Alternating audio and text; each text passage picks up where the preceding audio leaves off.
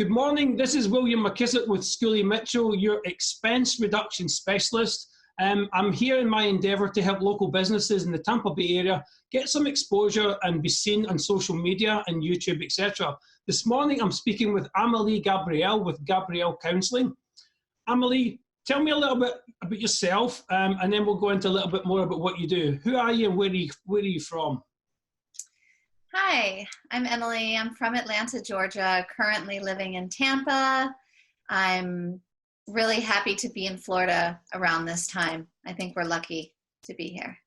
So what brought you to the profession you do now?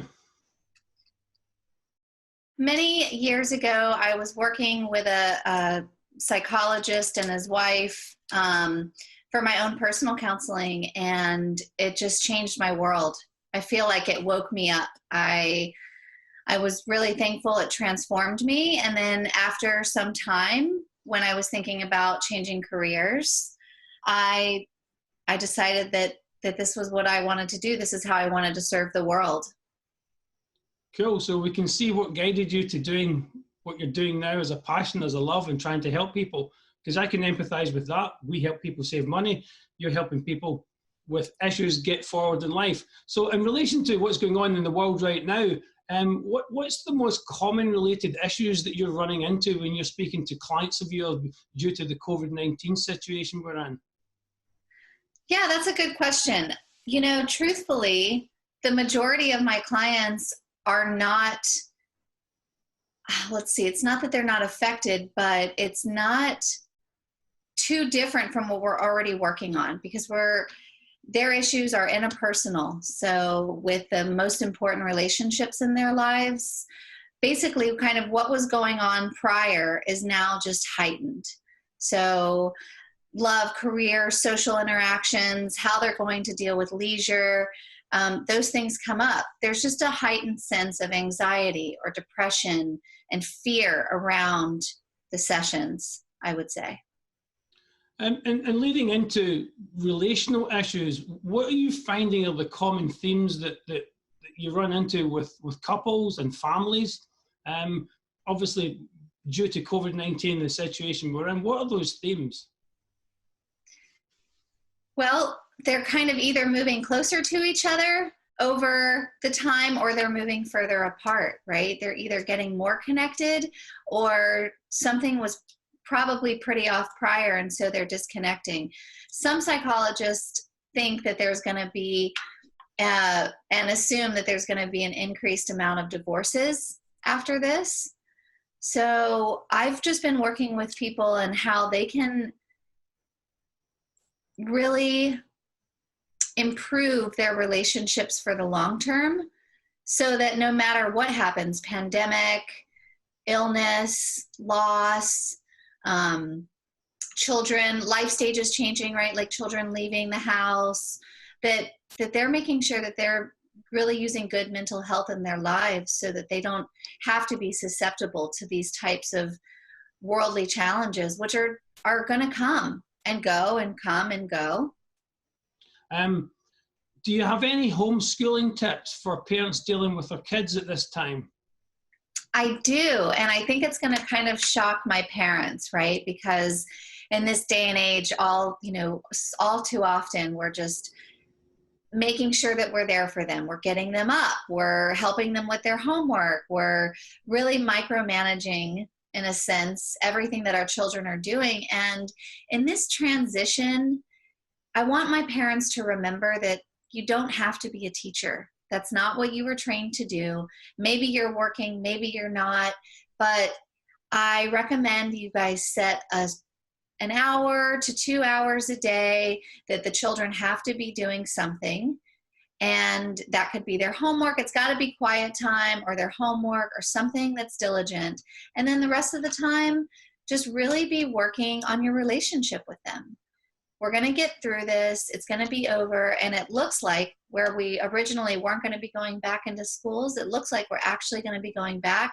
Teachers are going to be more, even if we're not, teachers are going to be more involved and understanding the process of the virtual school, so that, us parents won't be having to do so much. But I really want to encourage my parents to not get wrapped up into power struggles, arguments, doing the work for the children, and just taking the pressure off everyone and knowing that you're doing your best and you don't need to argue over this. Okay, so that kind of leads my thinking towards what kind of direction do you give people dealing with anxiety, fear, depression, with all of this, with all the goings on and the goings out of dealing with being at home, being stuck with COVID-19? Right. Well, I think it's a good time to really get creative, right? And to utilize the space that you have. I mean, gosh, some of my clients are in small apartments with 2 kids. Other people have, you know, grandiose homes and yards, which is pretty dreamy. Frustration is going to happen. And depression generally comes from thinking about the past and reminiscing and ruminating over the past. Thankfully or not, the past can't be changed, right? So we really have to work with clients to let them know that they've got to accept what's happened. And then in the flip side, you've got anxiety, which is fear or concern about the future, another uncontrollable. So with that being said, I really want to keep my clients present, thinking about what it is that they have control over, mostly just themselves and maybe their small area. So, you know, what can we do for them to help them stay present, let go of the future, and all of the control? That's what I'm working with. So what other areas, trying to move away a little bit from COVID-19, what other areas of counselling and kind of sessions do you offer? Obviously, we've been talking about being trapped and COVID-19 and dealing with kids and everything that goes with it. So what other areas or what other kind of sessions do you offer that is unique from other counselling services? I would say, well, I do individual